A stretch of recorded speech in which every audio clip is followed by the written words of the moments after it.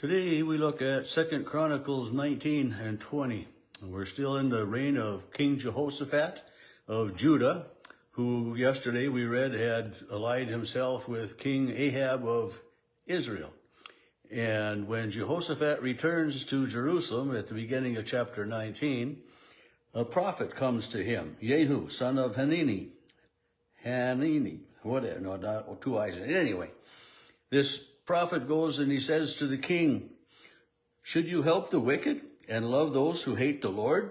Because of this, the wrath of the Lord, the wrath has gone out against you from the Lord. Nevertheless, some good is found in you, for you destroyed the sacred poles out of the land, and you have set your heart to seek God." So there's a warning here. But yet, that very beginning, should you help the wicked and love those who hate the Lord? And those who hate, we are to be good examples. We are to be welcoming. And Jesus says, love your enemies, but how about those who hate the Lord? And, this is a struggle. Do we help somebody that is adamant that there is no God, or that Jesus Christ is just a good man, or just nothing, Do we help and honor those people, or how do we live our lives in situations like that? We are to be welcoming, loving, honest, and the best we can. And so it's just, kind of raises a little question, because Jesus says, love your enemies, do good to those who hurt you. Something similar to that. Those may not be exact his words, but it's a reminder for us that we are to be better than others, or try to be better than. And, when it says, the prophet says, some good has been found in you. And that's, I think, true for all of us. There is some good in all of us, and there is some evil in all of us.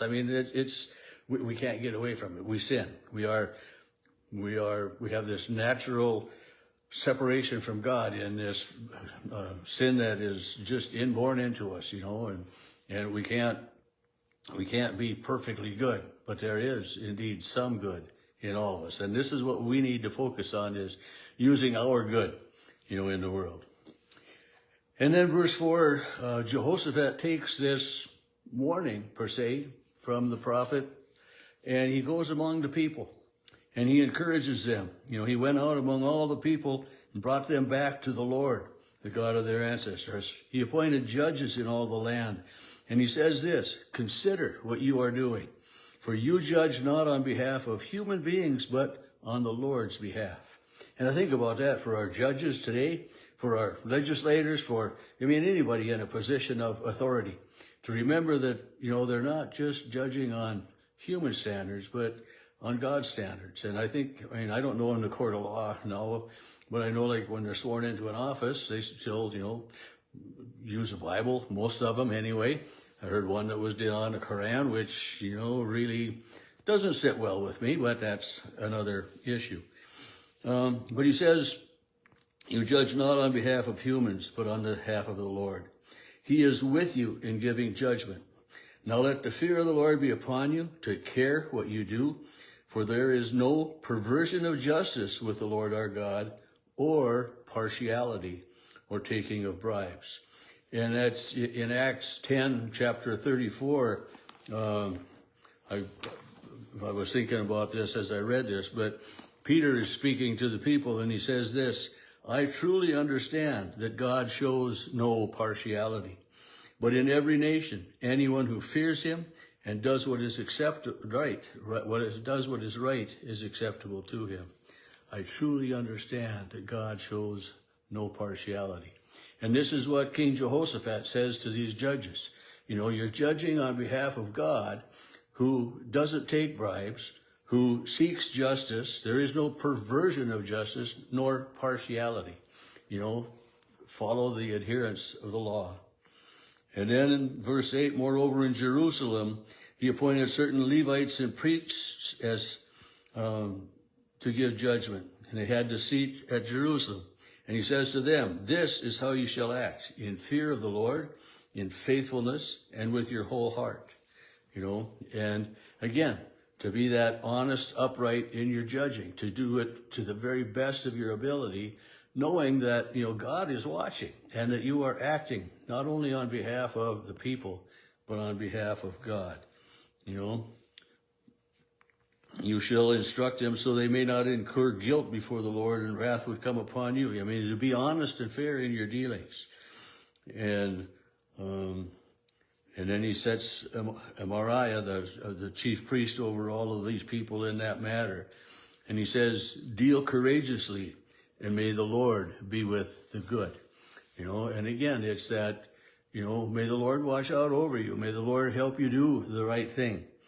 And then chapter 20, we see a little bit more of the bad stuff that's going to happen or try to happen because of Jehoshaphat's alliance with Ahab. He's had all these years of peace and tranquility in his reign. And then the Moabites, the Ammonites, and with them some of the Meunites come against Jehoshaphat for battle. Messengers came and told him, a great multitude is coming against you. And already they are, at a certain spot. And it says Jehoshaphat was afraid. He's got this army of 1,100,000 people, and he's afraid. He proclaims a fast throughout all of Judah. And Judah assembles to seek help from the Lord. And Jehoshaphat stands in the assembly, and this is, O Lord God of our ancestors, are you not the God of heaven? Do you not rule over all the kingdoms of the nations? In your hand are power and might, so that no one is able to withstand you. And then just reminding himself and the people and God of who God is. Oh God, did you not drive out all the inhabitants of this land and give it forever to your people? They have lived in it, built it. If disaster comes upon us, we will stand before this house and before you, for your name is ever in this house. We will cry out to you in our distress. And look at all of these people that are coming. And, so he continues this prayer, this plea to God, this request for help, for deliverance from the enemies. And verse 13 says, meanwhile, all Judah stood before the Lord with their little ones, their wives, their children. Then the Spirit of the Lord came upon Jahaziel, son of Zechariah, and he says, listen, do not fear or be dismayed at this great multitude. Do not fear or be dismayed at this great multitude. And again, this is one of the 360 some times that do not fear or be not afraid, or, that is in the Bible. But here it is to these people of Judah who have a great army, a huge army, but there's a huge number of people coming against them. And anytime there's a war, it's just, devastation is going to come. That there's bad things going to happen. But the prophet says, tomorrow, go up against them. They will come by ascent of Zer, and he tells them just where they're coming, what they're going to do. And then this, verse 17, this battle is not for you to fight. Take your position, stand still, and see the victory of the Lord on your behalf. Do not fear or be dismayed. Tomorrow go out against them, and the Lord be with you. So here, twice, do not fear or be dismayed. In verse 15, and then again in verse 17, it's just that. But how do you, in the face of that, Jehoshaphat is terrified, and the people are with him. And he says, do not fear or be dismayed. Watch what the Lord is going to do. And Jehoshaphat bows his head down. They rise early in the morning and they go out. And as the priests begin to sing and dance, in verse 22, the Lord acts. And as they watched, these foreign troops all attacked each other.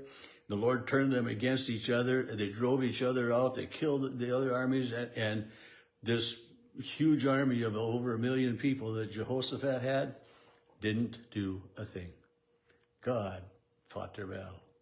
And they were, successful, and they went out and they plundered. They had 3 days. They gathered plunder from this battle place, and it's just, the Lord did the battle, And that's, God does the battle for us too. I mean, Jesus died on the cross for our salvation, to purchase our blood, to purchase us with his blood from Satan and from Satan's grips. And so God continues to battle for his people. This chapter ends with the death of King Jehoshaphat, and it's just he